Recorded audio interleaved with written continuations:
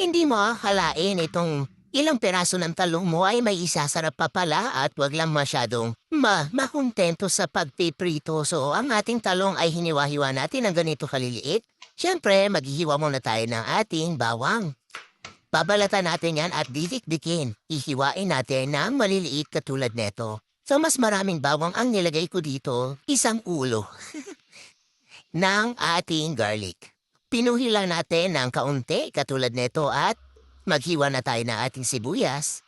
Sa sibuyas ay medyo maliliit lang din ang pagkakahiwa natin dapat yan.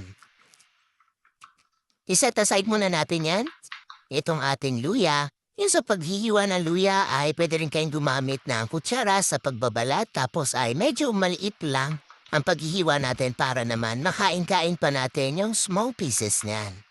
Itong ating kamatis, dinamihan ko talaga yung kamatis para naman mas masarap. At talagang hinog na hinog na. Isala na natin itong ating kawali, ilagay ng konting mantika at ilagay na natin itong ating talong. Hinalo-halo ko lang yan para naman magkapantay-pantay ang pagkakaluto niyan. So, minsan pinaflat ko yan at tinihintay ko na lang na maluto o medyo matusta yung ilalim. Tapos lagyan lang natin ng konting salt and pepper.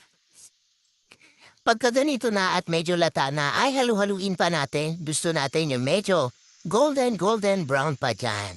Mix-mix lang natin. Ayan. More mixing. Pag ganito nakalata ay pwede nang iset aside yan.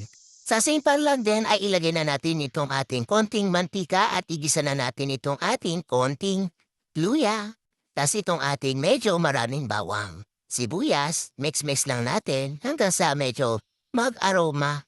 Ayan. Ilagay na natin itong ating maraming kamatis.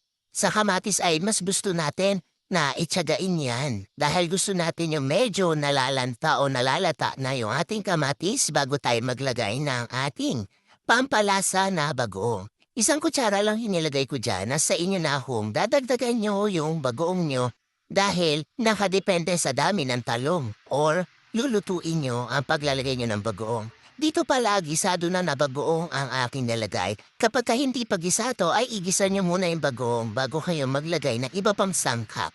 Itong ating pampalasa, ang ating gata. Ito talaga ang gamit ko, no? Hindi naman to sponsor pero ito lang talaga ang parang subok ko na creamy at hindi ka magsisisi dahil talaga napaka-creamy nito. Pagka kumulo na itong ating gata ay ilagay na natin at idagdag na natin itong ating talong.